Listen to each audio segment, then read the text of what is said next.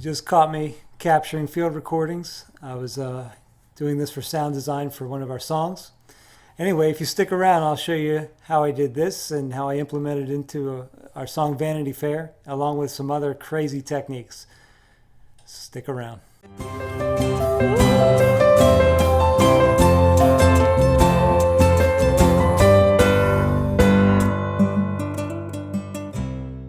Hi, I'm Matthew David Fritz, and welcome to another episode where we go under the hood to look at the nuanced techniques of chords of a man music. Today we're going to be looking at the song Vanity Fair, which is our latest single release off of our album Something More Is Here. This song is very unique, and I wanted to do some special field recordings and other special effects to make this really stand out. It's a very dark song chromatically, so I thought, why don't we use kind of like Gregorian chants instead of instrumentation for the first part of the song. So the beginning of the song, there's really no instruments. It's just singing some dark tones. And then you have of course, the melody over top of that. But I'm going to show you how we built that part and also how we did field recordings to throw in order to enhance the spectrum of effects that you're feeling when you're hearing this song. So let's dive right in. First of all, we're going to talk about the vocal part. So let's go to the workstation on my computer and I will show you what we did there. It's very unique. You don't want to miss it. Now, like I said, we wanted to do some Gregorian chants. I knew it was going to be a lot of harmony work to try to get this to sound just right. So what I did was I took a shortcut. Now, I didn't automate it. I didn't steal samples of Gregorian chanters off the internet and stick them in here. I make all the recordings myself on these songs. There's nothing that's not done right here in the shop or in the field from my own microphones that shows up in our work. So, but I had to make this as efficient as possible. I didn't want to spend weeks trying to sing these things because I know that's what would happen if we tried to do it to the elaborate detail that I wanted. So what I did was I took the scale of notes that were in this song and I had Leslie and myself sing every note in a scale. And then I would capture these notes and arrange them into chords to create the harmonies that would be these chants. So let me play for you what we recorded. I'll start with mine.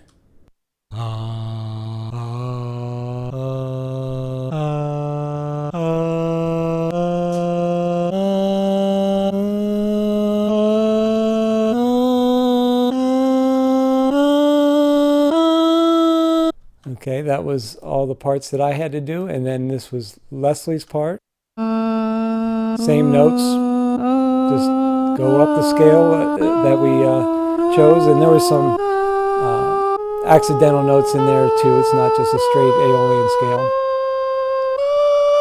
And so I cherry-picked them, I put them together. You can hear what they sound like both together.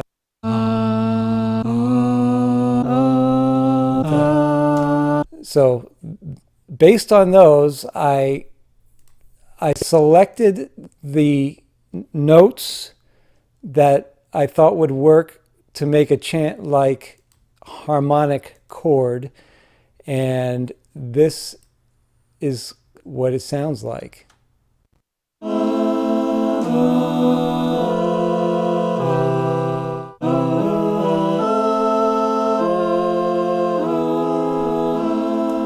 So I don't know how many notes are in there, and yes, it was more efficient than actually singing them, but it's just pieced together. You can separately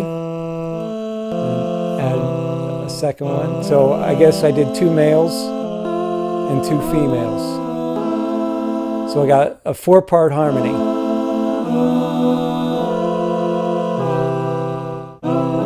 Now, because it was pieced together, like that. It sounds very robotic, but I can blend those out with some effects. Okay, so here we are at the section where I blended in some effects, basically some reverb, some delay, compression, some EQ to make them sound a little bit more fitting for the song. And you can hear what I did. This is just those harmonies individually. Sounds like this. There's a low male, a higher male, and there should be adding a female, adding a higher female. And you can hear with the reverb, with the effects, it sounds a little spookier. And blend it in with the song.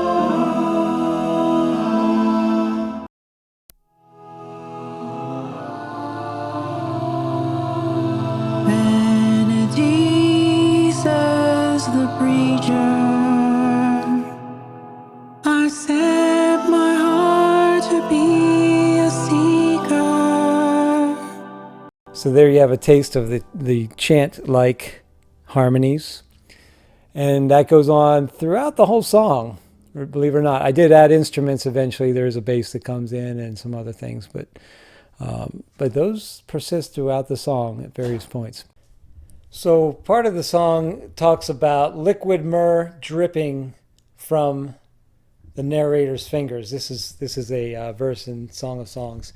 And just for prosody, I wanted to make this a dripping sound in the song that is percussive. It goes along with the beat of the song. So what I did was I took a cup of water, and I thought, well, why don't I try dripping water into this cup and capturing it on an audio recording. So let's hear what that sounds like. Here's my cup of water. Here's my microphone. And here's my water drips. What do you hear? I'm actually dripping water into the cup off my finger.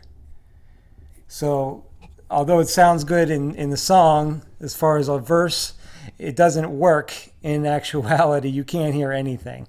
So what I did was I took these things are called space balls. They're something I use in my carpentry work that spaces, they're rubber balls that space out wood panels in cabinet doors.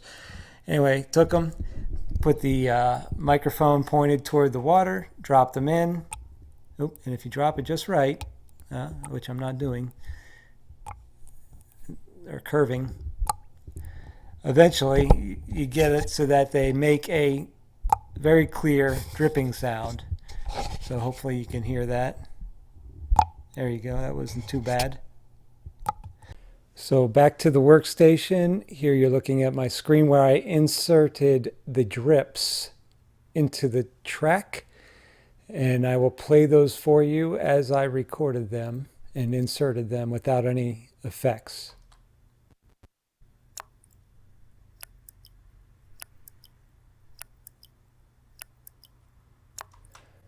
So that was okay, but it wasn't going to cut it for competing with the levels of a song and all the instrumentation and vocals around it. So what I did was I added some reverb, which is a very short echo. And I started with a short tail reverb. I'll play that one. It's a little better. Now I added a longer tail. You can hear it in the distance off to the right. And then I added some room chambers.